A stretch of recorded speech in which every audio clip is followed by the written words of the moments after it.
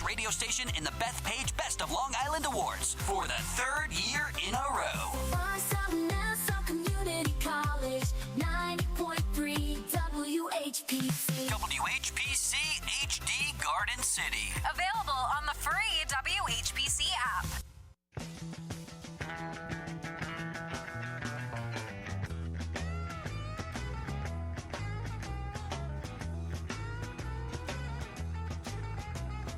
Trucking, got my chips cashed in, keep trucking.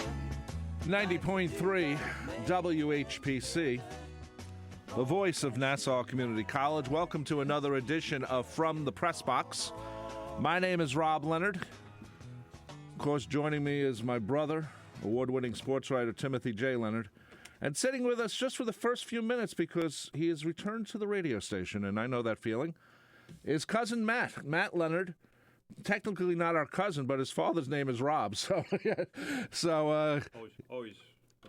good to have another Leonard in the studio. Yes, so this is the first time all three Leonards have been in the studio at the same time here at the radio station. And if we had Pat Leonard, the writer, on from the New York Daily News, the place would probably explode. I'm not even kidding. Pat Leonard's my brother. Like, I'm not joking. That's the sports writer? No, my brother's name. Oh, okay.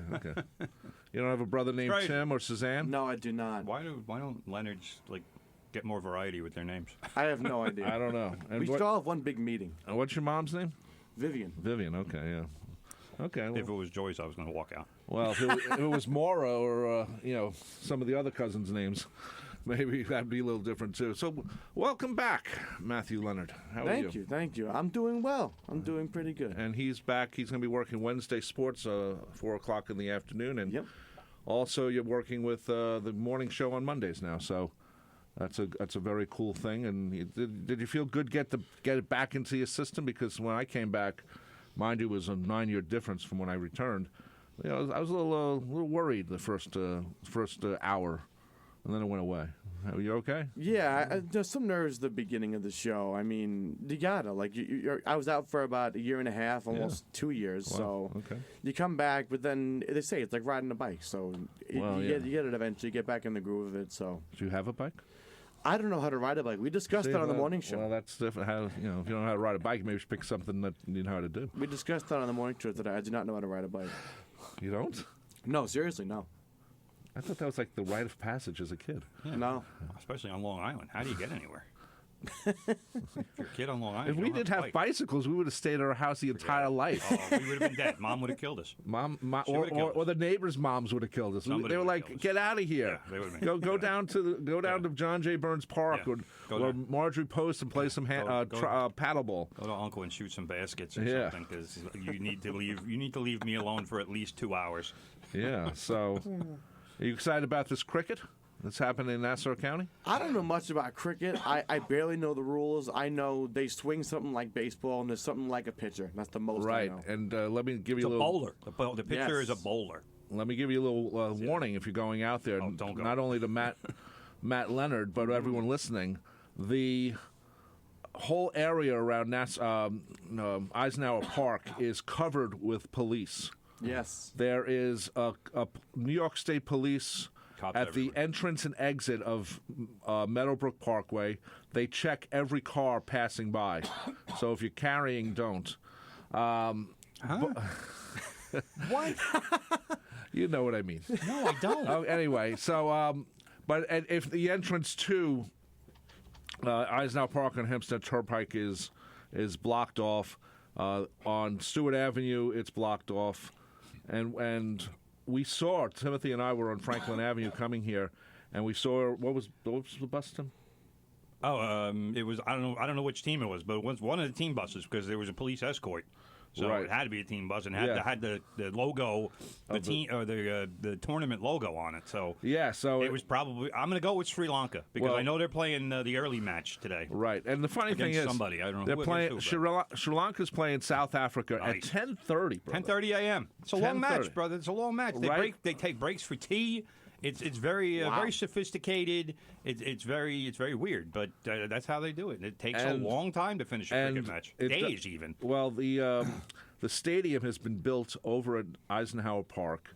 If you haven't seen it, it's an amazing thing that they were able to build a 33,000 seat arena, basically a stadium, and it looks like a giant Lego set. But that thing ain't falling down. It looks like it's going to fall down in the wind, but oh my! I'm not going up to the top row. I can tell you. No, I'm not either. But we also know it's the hottest ticket right now. Oh yeah, in New York sports, very hot.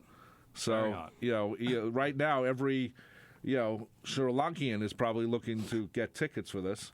I'm wondering if my guy Abdul from Hofstra, when I was back there, the former editor in chief of the Chronicle, Marwan Makan Makar. I'm wondering if he's coming to New York for this tournament. This is a major. This is like when the Soccer World Cup when it's going to be coming back to New York. They know New York is a place to be, and this happened over at Eisenhower Park by mistake. It was supposed to be in the Bronx, and something happened over there, and they said, "Well, we can't put it in the Bronx," and they said, "We'll put it here," and it wasn't. There's no cost to the county. They built everything up themselves. They're going to take it down themselves. Who, the cricket people? Yeah. Wow. Cricket people. But the thing is, you just can't drive through Eisenhower Park. To hear Bruce Blakeman tell it, he was responsible for this. He's the one who said, let's do it. He's the one who said, let's do it. Let's do it, fine. If it doesn't cost anything, yeah, fine. All you need is a big patch of grass. Right. So but he's taking a lot of credit for something that he didn't really do. Well, he'll take credit, and he's very happy to take credit. He supplied the patch of grass. Hey, it's the park. Eisenhower Park's a county park. It's not a state park. We're Nassau County. We have grass. Andrew Cuomo took credit for the UBS Arena because it was a New York State Racing Association place. Now they're redoing the place anyway. So what's your big story right now in your head, sports-wise, Matt Leonard? I was at Darryl Strawberry's number retirement over the weekend. Oh, okay. Loved that. He gave a great speech. The game was horrible. Are you saying the Mets aren't playing as well as they should? That means the Mets lost. The Mets lost. I mean, I'll give them some credit. It was 10-1, and the ninth they got it to 10-5, but they still 5-run losses. Terrible. Allowing 10 runs is even worse. That's much worse. If you're down 10-1 in the ninth, chances are you're not going to win the game. That's a good chance. Yes. So that's not ideal. Remember when the Mets came back with 8 runs? That great game against the Braves? Vaguely. Yes. A long time ago with Piazza? Vaguely.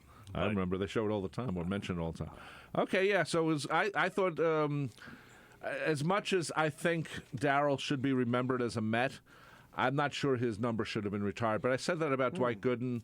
I said that about Keith Hernandez. Keith was only there for 6 years, or 5 years, really. Look at this, Matt Leonard.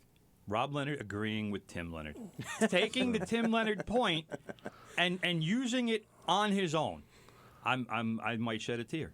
Well, wow, because this never happens. It does. It's very rare. No, I agree with you a lot more. What do our friends say about us, brother?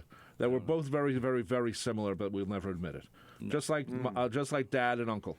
Well, so the point being, I'll be honest, I didn't even realize that Strawberry had played for the Mets for 8 seasons. Yeah, it's still to me not enough to retire a number. No, I agree, and plus, he did leave on bad terms. But that was so long ago, and he's, everything's been forgiven, so I don't mind. He said he wished he hadn't left.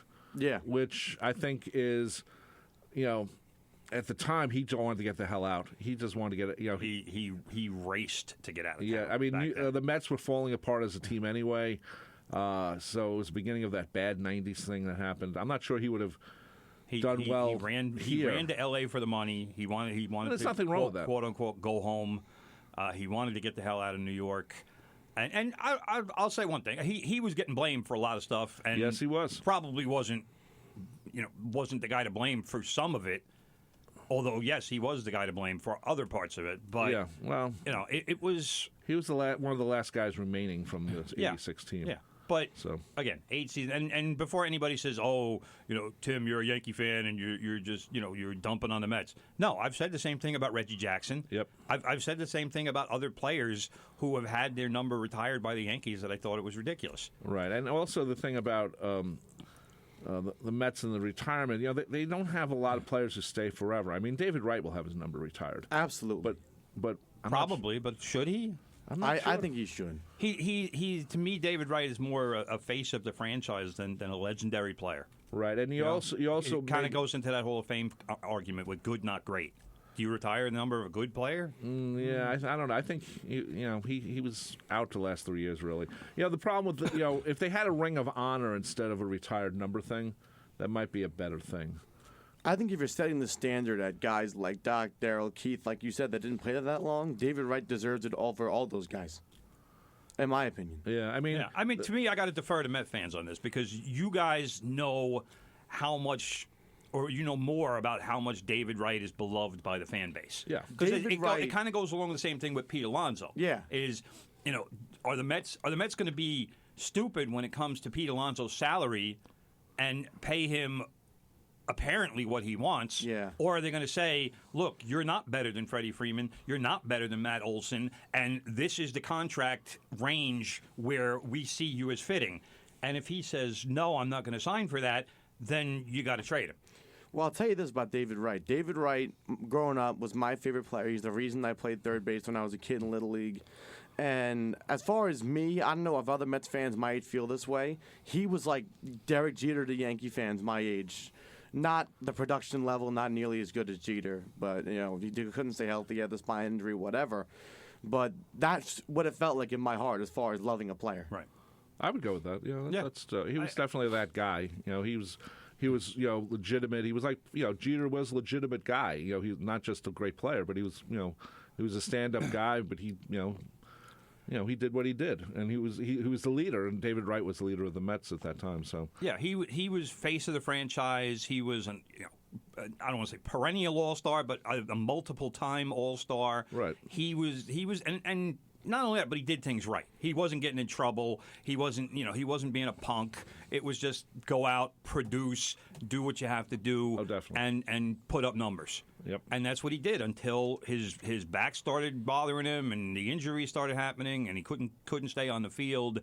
And it's sad because this is a guy who lost at least 4 or 5 seasons to injuries. Yeah, and imagine if he was healthy with the numbers he could put getting up. back to just Darryl before we totally change the topic here, he's also better known as a Yankee in many circles too because he has 3 rings because he was a Yankee. He won with the Yankees. Yeah, so he certainly wasn't a focal point of any of those teams. No. He was a guy that by the time he got to the Yankees, Darryl kind of realized, all right, Steinbrenner's doing me a favor by signing me. I got to be on my best behavior. I got to be the best teammate I can be. I remember there was a story, and I don't remember all of the story, but he told Joe Torre during one of the playoff runs to give. Torre wanted him to pinch hit for somebody, and he actually told Torre, "Hey, let him hit. He hasn't played in the series yet. He wanted the guy to get at least one at bat in a World Series."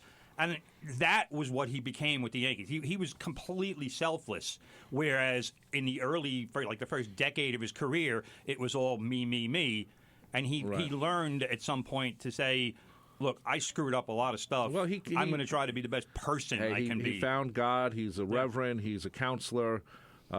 This is a guy who, him and Dwight both could have been in way different positions than they are now. They both had to face their demons, and they have. And I was glad it was a beautiful day on Saturday, as you said, and nice, warm, not like good in ceremony. Good and oh God, I was there for that too. He was speaking in the rain. It was horrible. Yeah, I mean, they can't cancel that because people, everything's been planned. But but you don't schedule it on April 14th. Schedule it when it's going to be 40 degrees. No. Yeah, you do it in a nice sunshine. He should have been July.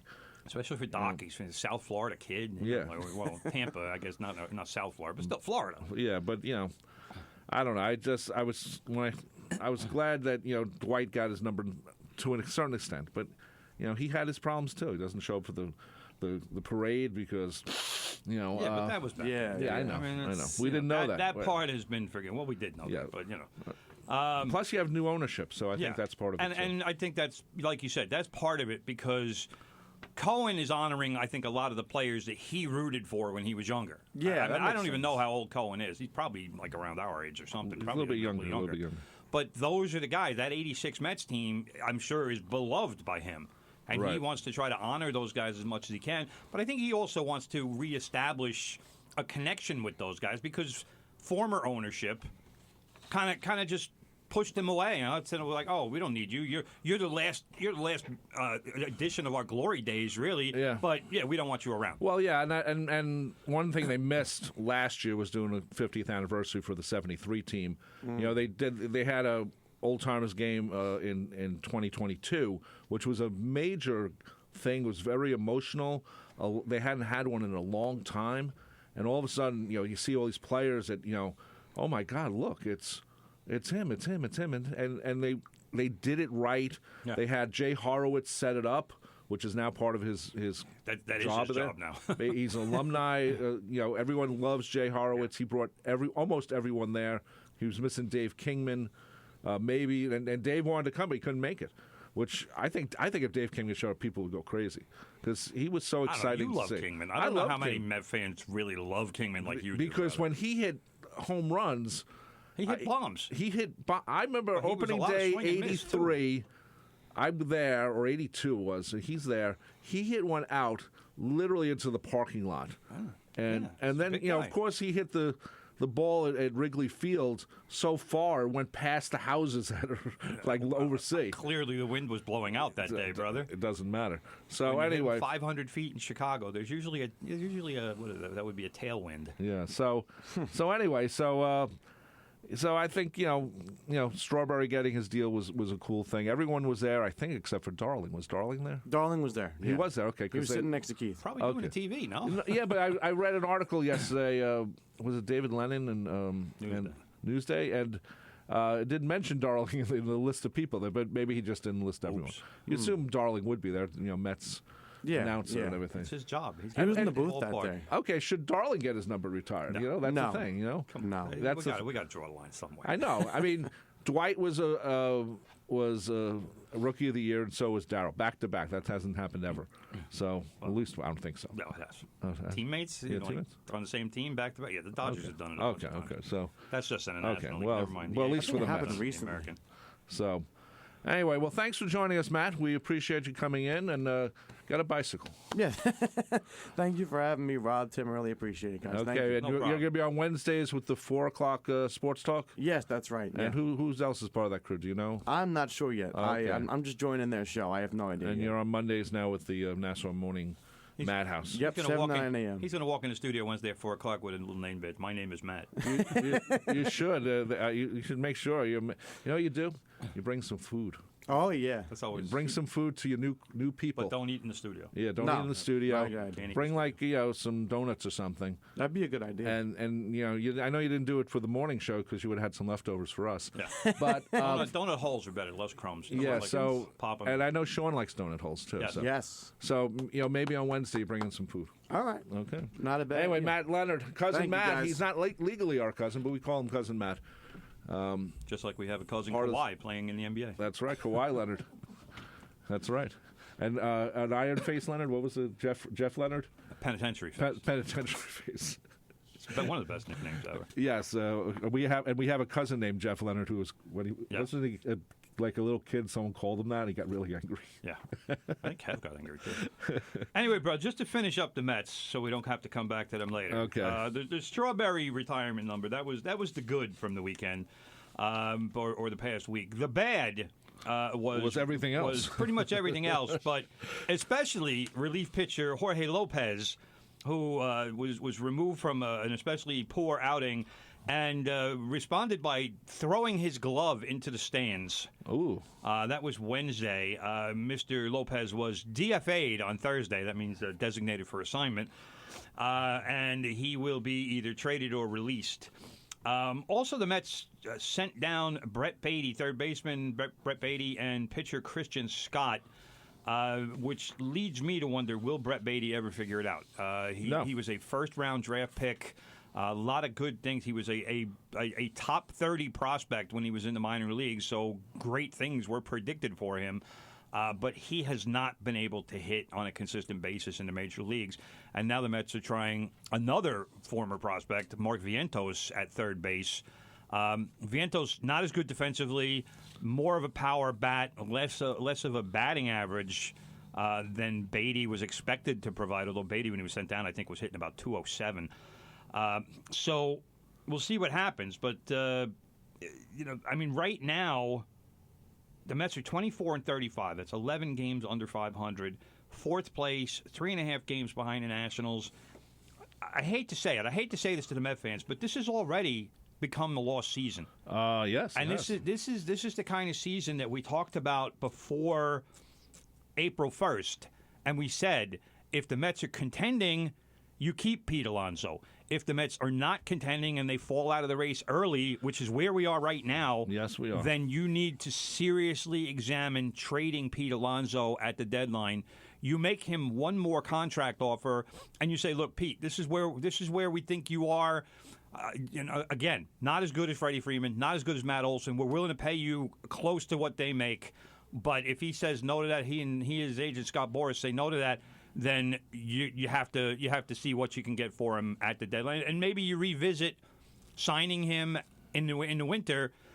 But I can't see this going and becoming a season-long issue for the Mets. Well, especially if they're losing, because then the pressure is going to be to sign him, to keep him around, to keep something, right? Some sort of hope for next season. The fan base wants a face of the franchise, and the Mets have always been seeking that, and they haven't had players. And I hate to make Yankee comparisons, but they haven't had a player like Derek Jeter, who has been consistently excellent for his entire career with the Mets. Well, it's rare that has happened, and let's face it, some of that was self-inflicted. M. Donald Grant traded Tom Seaver, shouldn't have done it, but should have kept him around, but traded him. So that was that, but.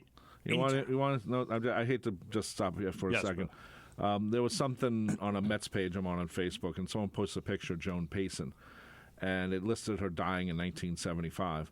And I wrote that if she'd stayed around, Tom Seaver never would have been traded. 100%. So 100%. If she hadn't died, and she was actually pretty young considering she just was. That was back then. Yeah, I know. Was back then, but a very astute observation, brother. But in terms of where the Mets are, I mean, they have. There's a kid in the minor leagues, Clifford, one of the kids they got from I think it was the Scherzer trade last year. He's a left-handed Pete Alonso. He's power. He's not going to give you much average. He's not a great defensive first baseman, but that kid's going to be ready in 2 years. So you sign a stopgap first baseman for next season, and then you turn this kid loose and see what he can do. But this is where the Mets are, and they need to figure out a roster because you have Brandon Nimmo, who signed last year for big money, Jeff McNeil, who signed 2 years ago for big money. Yep. Neither one of them is producing. Lindor just started hitting, and had a great second half last year when the Mets were completely out of it, and it looks like he's about to repeat that performance this season. So, and Alonso is, yes, he's giving you power, but I don't know what he's batting at right at this point. He's probably under 230. But I will check for you. This is what those are your top four guys, and none of them are really excelling in any way. Starling Marte, of course, but I mean, as far as I'm concerned, Starling Marte is basically aged out. They're not. There's nothing really development-wise that is impressing anybody with Pete the Mets. Alonso hitting 239. All right, so it's decent. I mean, but with Alonso, it's if he's under 230, that's horrible. If he's at 240, it's acceptable. So there's a kind of a fine line there. Yeah, and he has 13 home runs. Yes, which fine. But I mean, you expect him to probably have more. I'm sure he's going to go on some kind of a run, and where it's going to be like 4 home runs in 6 games or something like that. But I mean, so far he's kind of giving you what he normally gives you. Maybe not as much with the RBIs, but by the end of the season, I suspect that Pete Alonso's numbers will be in line with what he normally produces. You hope so. I mean, right now it's just if you're going to bet on the Mets, you're betting against them. All those bet sites. Oh yeah, let's bet on the Mets. Yeah, no. Bet on whoever they're playing against to win. Yeah, that's it's sad. It's not a good thing. Anyway, just quickly, brother, we started the show with Truckin' from the Grateful Dead. Bill Walton died right after our show, or they announced he died right after our show ended last Monday. He was 71. He had cancer. Yes. Very sad. I'll let you read the first line of the notes, brother, because it's a really good line. The gregarious. Oh, yes. Bill Walton was the gregarious center who loved life, basketball, and cannabis. Yep. Died last week. I got to be honest. I didn't even know Bill Walton had cancer. He didn't announce it, brother. He obviously, kept it personal. I'm sure he used a lot of medical cannabis. It just made his death more of a shock because yes. he's. I mean, I was watching him doing college basketball games just this past season. Pac-10. So back in February, March. I was watching. I was watching Bill Walton, and he was polarizing because some people couldn't stand him, and other people like me. If I was flipping through the channels and I heard Bill Walton's voice doing a game, I didn't care that it was Pac-10, Pac-12, whatever we're calling it, which is a league that I really don't watch very often. I would stop and I'm listening to Bill Walton because I want to just hear what's going to come out of his mouth. He was pure entertainment. And the best part about him is he would always find a way to mention John Wooden, and it's funny. You go from Lou Alcindor, Kareem Abdul-Jabbar to Bill Walton. So, two of the great college centers, college players and they both played ever for the same coach, the same place, and they overlapped at UCLA. Incredible if you think about it. Walton had problems with his foot. There was the great 30 for 30 that they had on him, and actually the Trailblazers also, but they had a lot of him in it. And, people forget that the people in Portland were very angry after the championship because they said, he's not trying now. And meanwhile, his foot was so hurting so much he couldn't play. Yeah. And then finally they said, he can't play. Basically, like his foot fell into pieces, basically. It was stress fractures, and his feet were they were brittle. Yep. And he would get stress fractures just from the simplest little movements. And, it gets to a point where it's not going to heal. And he wound up not playing for a few years. Yeah. And then the feet had healed enough where he could join the Celtics and at least play some for them. But then he got injured again. The stat that I was shocked by was that his career in the NBA was, I believe, 10 seasons, but he only played 468 games. Yeah.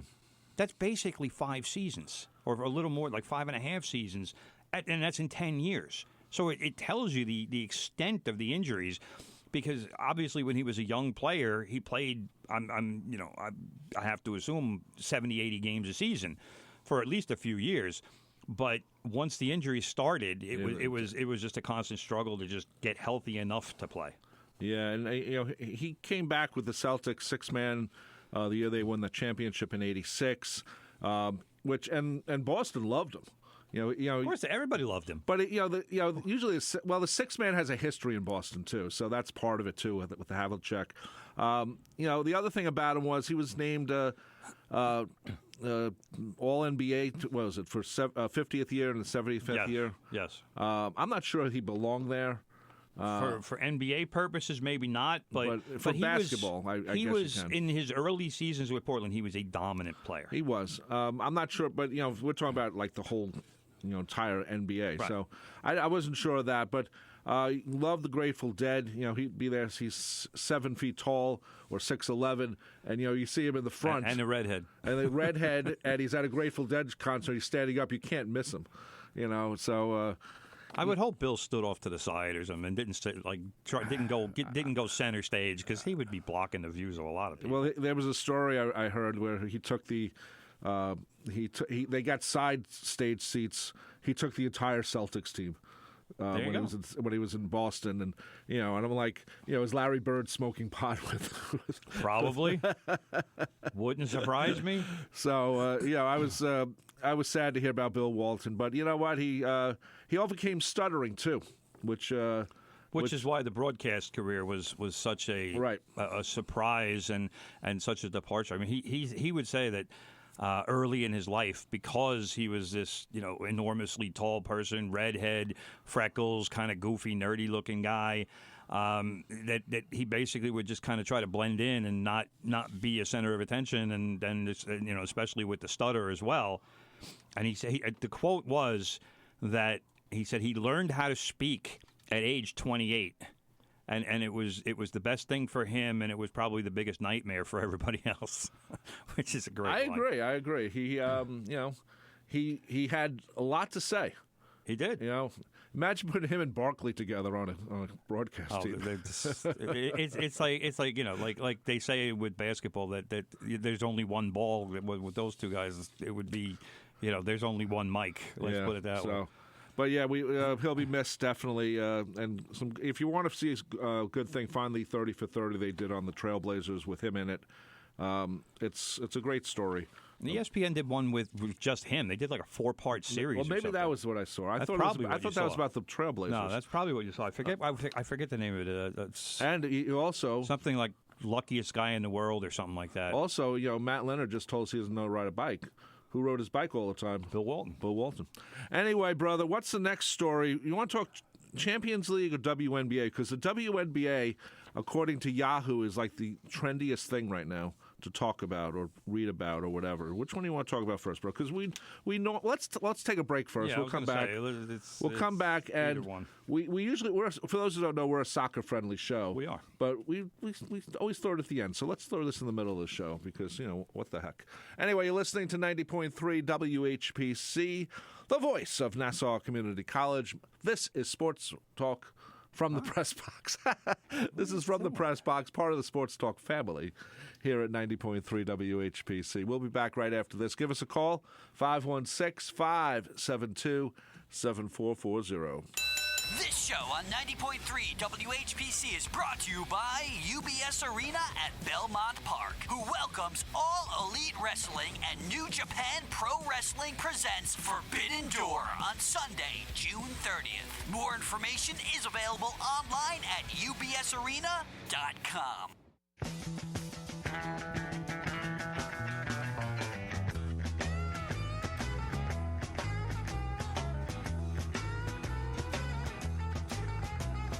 Trucking, got my chips cashed in. 90.3 WHPC.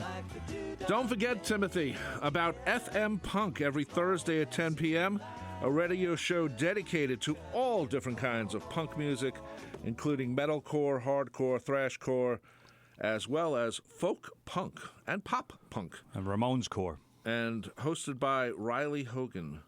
That's FM Punk every Thursday at 10 p.m. right here on 90.3 WHPC. I'm Rob Leonard. He is Tim Leonard, 516-572-7440. Let's talk Champions League, brother. Soccer, or as they call it, football. Just football, brother.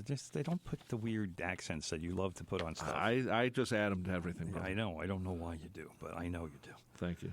Anyway, Real Madrid defeated Borussia Dortmund 2-0 to win the Champions League again. Right. It must be nice to be one of the chosen few clubs in the world who are allowed to spend as much money as they like and with no sanctions and win titles like it's nothing. I wish my Tottenham Hotspur could be like that. But Real Madrid is one of those few, with Barcelona and with Manchester City and Chelsea is one of them. Isn't it great when you can just spend? Yeah, it would be nice. It would be nice. It's like the Yankees. It would be nice if other teams could do that. It would be nice if George Steinbrenner days. Nottingham Forest is probably going to wind up selling a great player to Tottenham because they have the financial fair play people breathing down their necks. But Real Madrid never has that problem. Gee, I wonder why. They're all in the same league? Nottingham Forest is in the Premier League, bro. Okay. So anyway, Real Madrid were crowned the Kings of Europe for a record-extending 15th time with this 2-0 win. Danny Carvajal headed in a corner kick in the 74th minute, at which point, really, Borussia Dortmund had probably outplayed Real Madrid. And then your boy, brother, Vinicius Jr. Yes, that's a very big fan. Fired home for the insurance goal in the 83rd minute. So that means that Carvajal, Luka Modric, Toni Kroos, and Nacho all equal the record 6 world championships that was set by Real's Francisco Gento, and that was in Real Madrid's first era of dominance, which was like 20 years ago. So Good for them. Modric is a former Spurs player. Tottenham sold him to Real Madrid after he refused to play for us anymore, so that's another reason why I hate Real Madrid. So, that's that. That's all I have to say about the Champions League. It was a pretty good game.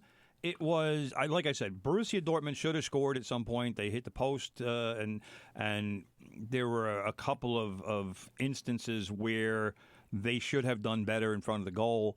But this is what Real Madrid does. They wear you down. Then they score late and they figure out a way to win the game. So congratulations to them. Even if I find it boring that they win year after year.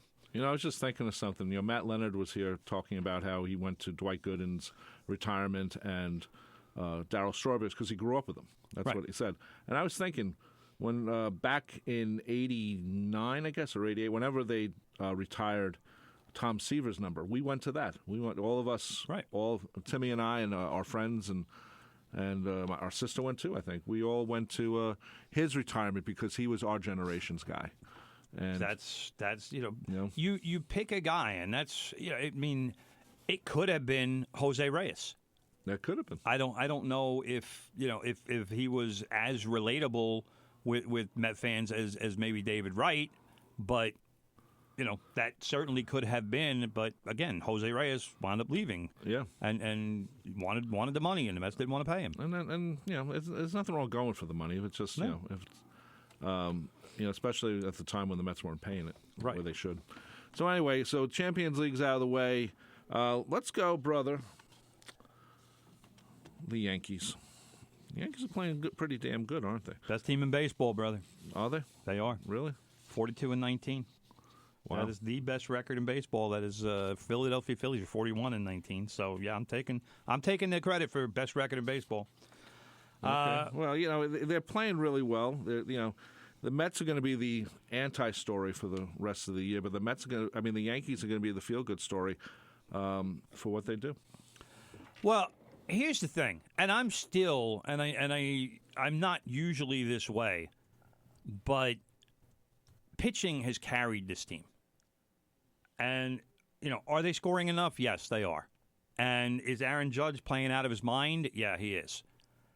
But if the pitching doesn't continue, or if guys get hurt, and Clark Schmidt was just put on the injured list with a lat strain, right side lat strain, and is expected to be out until the All-Star break, which is about 6 weeks. But the Yankees do have Garrett Cole coming back hopefully in 2 weeks. He's down in Somerset, right? He is making a rehab start tomorrow. Where, I'm not sure, Double-A Somerset. Yes, tomorrow. So he's making a start there. Maybe he makes one more start after that. And then as far as if I'm the Yankees, I'm getting his butt back to New York. Let him throw 5 innings at Yankee Stadium as opposed to Somerset, New Jersey, or wherever, and let him build up in the Bronx because they need a starter now. So there's no point in having him throw minor league games if he can throw major league games. No, good point. And just throw the same number of pitches. To me, it's never mattered where he is. It's just a matter of building up his arm and the number of pitches that he's throwing. For some reason, a lot of major league teams will say, "Oh, well, we need to stretch him out in the minor leagues." Well, no, you don't. Not really. No, you don't. So I could see Cole making two minor league starts and then get him back, and he can take up the spot. Because Cody Poteet started yesterday. I don't even know who that is. Or 2 days ago, I should say, with Cody Poteet. Right. Nestor Cortez started yesterday. Did not have an especially good outing. Nestor has been incredibly good at home and very mediocre on the road. And I'm struggling to figure out why. Because his ERA on the road is over 6. His ERA at the stadium is something like 1.2, which is nothing. But yesterday was an especially awe-inspiring, I'll say, win, because the Yankees did it against one of the best closers in the game. They were down 5-3 in the ninth to the Giants. Camilo Doval comes in. Guy throws 101, and the Yankees wound up getting guys on base. Jose Trevino beat a double, what should have been a double play grounder at first base, just because he hustled. And then Juan Soto comes up and hits his 17th home run of the season, second of the game, and that gave the Yankees a 6-5 lead. And then, Volpe. I'm trying to remember the order of what happened because Volpe tripled, and right. Yeah, Volpe triple scored Trevino, and then Soto came up, hit the home run, and that was 6-5, and then Judge came up, and they wound up scoring another run, and because they just kept hitting, and it wasn't necessarily all about home runs, although the Yankees have homered in something like 12 games in a row, but this is what they've been doing. And I'm still a little worried about some of the lineup because Gleyber Torres isn't hitting at all. Anthony Rizzo isn't hitting much. But Judge, Soto, and even Volpe. Volpe just had a 21-game hitting streak. His batting average is up in the 280s. So I'm very happy with his second season so far. But, to me, what the Yankees are doing has been very impressive, but it's almost like it's kind of built on a house of cards. Because if what, the Yankees? Yeah, the Yankees. Are built, the number one team in baseball are built on a house of cards. And I'm going to tell you why, brother. Why is that, brother? Because the pitching that they have gotten thus far is not something that is necessarily sustainable the entire season. Because of either injuries or you're not going to get pitchers going 5 or 6 innings, starting pitchers, going 5 or 6 innings and allowing 2 runs or less every game. The Yankees did that for like 15 games in a row. It's a record because it never happens. So the fact that they're starting pitching, which, let's face it, without Garrett Cole, isn't anything all that impressive. It doesn't scare other teams. Carlos Rodon, yeah, pretty good pitcher. Marcus Stroman, pretty good pitcher. These guys are not Hall of Fame level guys. So at some point, there's going to be, as they say, a reversion to the mean. So, and Clark Schmidt has been very good this year, but now, again, is hurt for 6 weeks. And Luis Gil has been phenomenal. Luis Gil's an all-star as far as I'm concerned. Guy's 7-1 with a 1.99 ERA, and the only reason he was even starting was because they needed somebody for Garrett Cole. And he's been at least as good as Cole would have been. That's how good. 7-1's great. 7-1, 1.99 ERA, and he starts tomorrow night against the Twins. Yankees are off tonight. The Twins come to town on Tuesday. So I just want to say a couple things about Aaron Judge. The month of May that this guy had, ridiculous. Other level, otherworldly. This is basically Aaron Judge gave the rest of the American League a 1-month head start in the race for the MVP. And right now, Aaron Judge is in the lead. He said, go ahead, go run 40 yards. I'll catch up. Don't worry about it. So, and he was so good in May, and I'm going to admit, I didn't come up with this line. I heard this, but I'm stealing it. If there was a better league than Major League Baseball, Aaron Judge will be called up. That's how good he's been. He's playing Little League against grown men. That's how crazy he has been in the month of May. He's playing Little League against... Little League. It's like... He said Little League. Little League, that's what I'm saying. Oh, okay. He is playing... The rest of Major League Baseball looks like Little Leaguers. Ah, okay. And here's Aaron Judge, 6'7", 280. It's like that commercial with Derek Jeter when he hits a scoreboard. I don't even remember. I don't even know who it's from. When there's some kind of... I think probably car insurance or something. Derek Jeter comes up and hits a home run and against a 12-year-old. That's what Aaron Judge is doing right now. Okay. It's ridiculous how good he has been and how much better than every other player in baseball he's been. Well, every time he swings the bat, I'm expecting a home run. Even yesterday, he. But that's not what you want all the time. Sometimes you want double. I mean, I'll take contact. As long as it's not a strikeout, I'm happy. But like yesterday, he swung at I think it was the 9th inning. He swung at the first pitch. Crushed wound up being a single, but just crushed the ball to left field. I don't know what the exit velocity was, but it had to be at least 110. Just destroyed the baseball. And if he got lift, it would have gone 450. But that is what he is doing.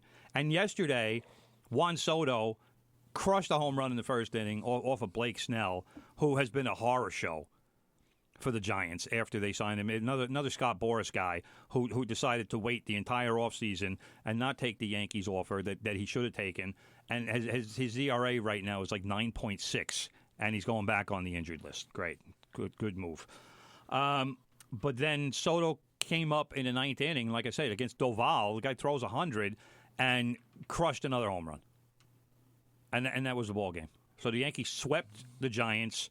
They went, I don't even know, 8-2, I think, on a 10-game Western road trip. Pretty damn good. No, good. 7-2. I'm sorry, three California cities with a 3-game sweep against the Giants. You go 7-2 on a West Coast trip, you're doing something right. And that's where the Yankees are right now. I'm not going to talk too much and pound my chest or anything. But that anytime you're on a West Coast trip and you get that, usually you go for 500. Way over. So yeah, here's the numbers, brother. In May, Aaron Judge, 14 home runs, 12 doubles, 27 RBIs. All right, that's the most extra base hits in a month by a Yankee player since Joe DiMaggio had 31 in 1937. Wow. That's insane. And, of course, no triples because who gets triples anymore? Is it because people are lazy? They don't want to run the Yeah, because the ballparks are smaller, too. Volpe got a triple yesterday because he hit the ball. There's a part in right center field that comes to a corner. It's 415 feet. So Volpe put one between the center fielder and the right fielder, and they were they look like little leaguers chasing the ball from behind. And it was like, hit the wall so it'll stop. Right. And that's what it was. And Volpe had a stand-up triple. I knew he was going for 3 as soon as he got as soon as the ball went between the outfielders. I'm like, he's definitely going for 3 because that's 415 feet out there. Hold on. So the other good thing, and I'll say the last thing. I think we have a caller. Judge grew up in the San Francisco area, so he had a lot of family and friends. A lot of family and friends. So he put on a show. Hey. Always a beautiful thing to put on a show for the peeps. Anyway, we have Hank out in Seaford calling in. Hank, welcome back to the show. How you doing? Where is he? There you are. Hank, you there? Yes, sir. Okay. I'm here. How you doing, How's man? it going, Hank? I'm doing good. Enjoying the show. Loving the Mets, right? You know what? I do want to talk about the Mets in a minute. I want to make a comment as a big-time Met fan. And talking about retiring the numbers and who belongs in the Hall of Fame, I definitely believe that Don Mattingly belongs in the Hall of Fame just on his standalone numbers. I agree. Even though it was cut short, but he had the 2,000 hits and he put up Ted Williams type numbers for a couple of years. He was one of the best hitters during his prime ever. Yeah. Now, going to the retiring the numbers and stuff, while I was listening to the show and in between my work, I punched up David Wright's numbers compared to Darryl Strawberry's, and, David Wright kind of blows the strawman away, Strawberry's only got about maybe 40 more homers, but David Wright's got a 296 average. He's got like 1,800 hits, and, right. Another guy cut short, I think when it comes to retiring the numbers with the Mets, I think they're just kind of following the Yankees because they're the ones that started the tradition of the numbers in Monument Park and stuff. I don't know. Well, I sort of agree with you concerning 16, 17, and 18. They weren't with the Mets as long as you'd want them to for a number to be retired. But each one of those players had such a major impact on the Mets. Yeah. They're both, in 1986. Yeah, in 86. And the 86 team has become almost this team that, everyone loves, even if at the time they didn't love them. Especially the owner. Yeah, so I think for these 3 numbers, and I'll include Hernandez in the just because what the hell. I understand why. I mean, I know people are saying, well, what about Gary Carter? Because he was so important when the Mets got him in 85, and I totally agree. But he was only around for like 4 years, 5 years, whatever it was. So he doesn't deserve it. What about Jesse Orosco? If you're going to go to the team. And this is why I've said that maybe the Mets should have a ring of honor with names more than the numbers because, Ron Darling does belong in something. He's been the announcer for the Mets for a long time now. Yeah. Everyone loves him. if you want to talk about the 86 Mets or the 73 Mets or even the 2015 Mets, Jose Reyes and the rest of those guys. And, maybe you have a ring of honor with names. Just for the record, Jose Reyes was nowhere near the 2015 Mets. Was he? Okay, no. I'm sorry. Yeah, I think some major league teams have like their own like little Hall of Fame within the stadium. I don't know if the Mets have that, but that would be a good good idea. Yeah, that's something different. They do have a Mets Hall of Fame. Jay Horowitz is taking care of that and stuff, and it's about the history of the Mets. It's not just the players, but the history. So I like Strawberry. I think the guy has redeemed himself. He went through hell, man. And he there was such a thing about when he hit a home run, you just knew it. He's one of those few guys who, when he swung the bat and he had that home run swing, it was just great to see. Back in '86, I was in the police department, and was working, and I bought a little Sony Walkman, watching the World Series, on my little TV. I've been a Met fan for a long time, and you know what I think? This is how I felt, and maybe you did as well. When they won in '86, and they had Gooden and Strawberry and all the guys, you're thinking like possible dynasty, and absolutely, pretty much everybody was young. Yeah, and you're thinking like that, and I think they made a good run in '88, and then Gooden and Strawberry they crashed and burned, and I just got disappointed. And I'm thinking, like, was there any mentors to help these guys, Well, that's part of it. But, also, you know what? There was a certain feeling that, we don't need Kevin Mitchell, and we're going to bring in Kevin McReynolds. Well, they thought Mitchell was a bad influence. That's why. Yeah, and he wasn't. No, he was not. The stories you heard about Kevin Mitchell were not true, involving, various animals. I'll tell you what. Keith Hernandez was supposed to be the mentor, but Keith Hernandez was going out with these guys. And Gary Carter tried to rein some of these guys in, but none of them listened to Gary Carter. He was seen as the choir boy, so they were like, yeah, whatever, Gary. We don't care what you say. So they were they wanted to go out. They wanted to have a good time. They wanted to take advantage of New York City, but they probably did it too much. And let's be honest, Derek Jeter took advantage of New York City a lot too. Let's be honest, but he also focused on his game a lot, and also. He had all these players around him, and those Yankees also were out on the town a lot. Not as much, but because you didn't see him in page 6. But '86 was a little bit different for New York. If you were in New York in '86, '85, '87, it was just this time, and fueled by many things that make New York City great. And the Met guys definitely took advantage of it. Very true. When you're able to walk into a bar and you're the king of the world for the next couple hours, and everyone's buying you drinks or telling you how great you are, that's a great thing if you're in that position. Did Darryl and Dwight screw up a little bit? Yeah, they did. But at the same time, for the most part, their numbers are pretty damn good.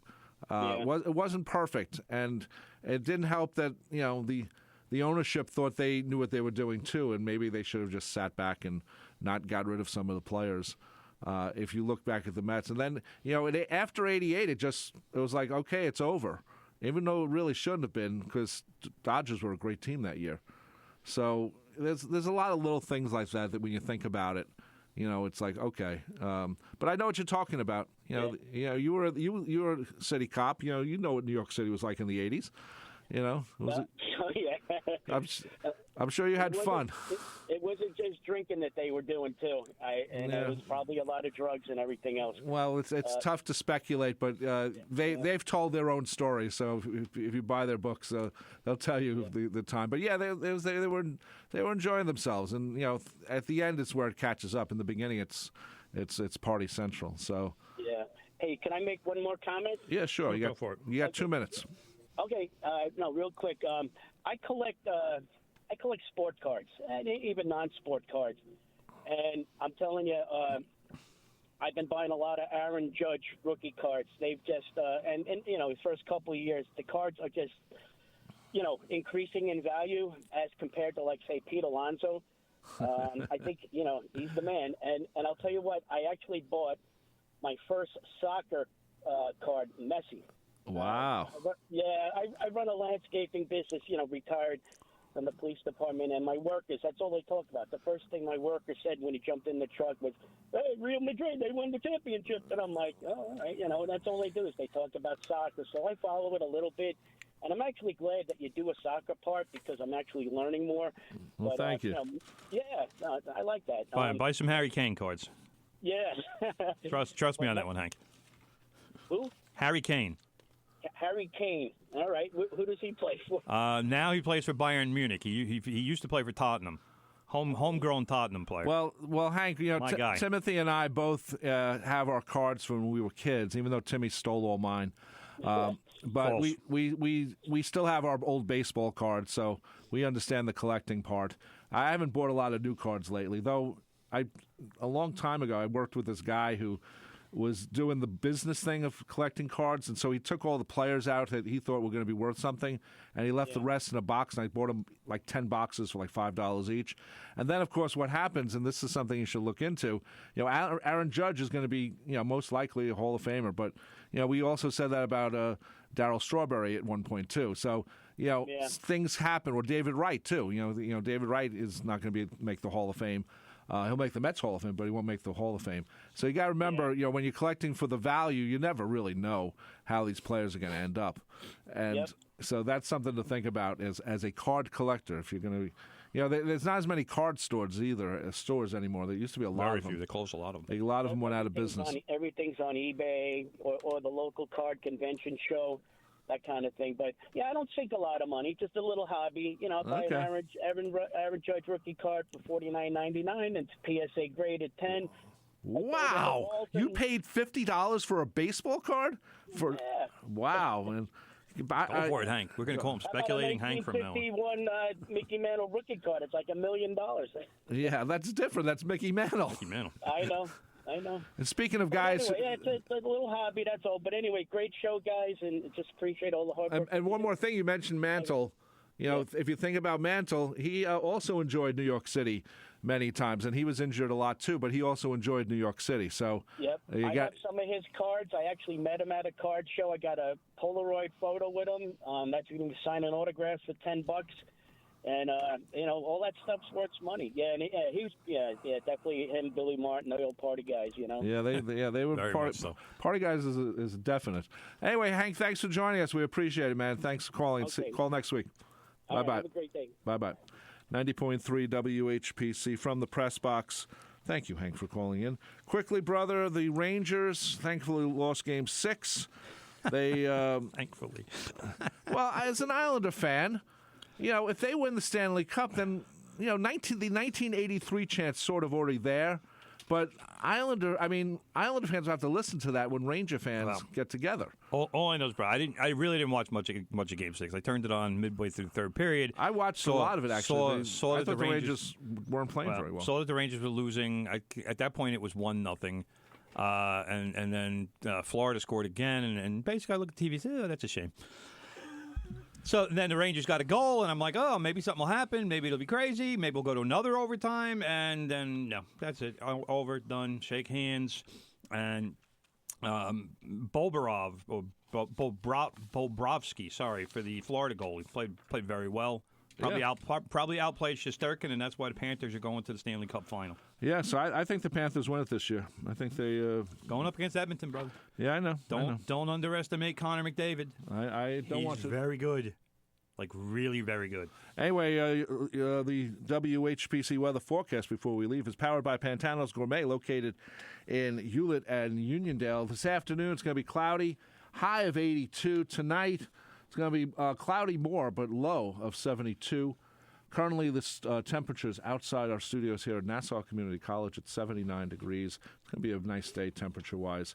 Coming up next is Ed Newlands. I'm surprised Ed Newlands is not at the cricket matches. So am I. Over at Eisenhower Park, the Sri Lanka South Africa game starts at 10:30, and then tonight at 8:30 p.m. How late is this game going to be? Afghanistan versus Uganda. over Two at powers. Eisenhower Two Park. cricket powers. It's going to be there's a lot of police over there, a lot of police presence around the Eisenhower Park, around the parkways. Lots of people walking from the Coliseum parking lot to the event. Well, they should have buses. But I'm surprised, Big Ed, you're not at the cricket. I know you love the cricket. I love cricket. I know. It's a weird sport for you. Especially with Buddy Holly. Yeah. He just stole my opening moment. Oh, sorry, Big Ed. Sorry. I'm killing him over here. You're killing me. Just to tease for next week, brother. We are aware of the Major League Baseball decision to introduce Negro League stats into Major League Baseball stats. We will be talking with a special guest about that next week, in case anybody's wondering why we didn't address that. We will definitely be talking about that. By the way, as much as the games cricket matches are in Eisenhower Park, they're also in Dallas too, and USA won over Canada, 197 to 194. Yes. I don't know what that means. Yes. But good for them. Big win. Anyway, you're listening to 90.3 WHPC, the voice of Nassau Community College. What the heck's that? Is that your phone there, Ed? Yeah. Ed gets a lot of phone calls. He's the man. I hope you listen to Ed's show. Coming up next, Good Gold. Take care. Bye-bye.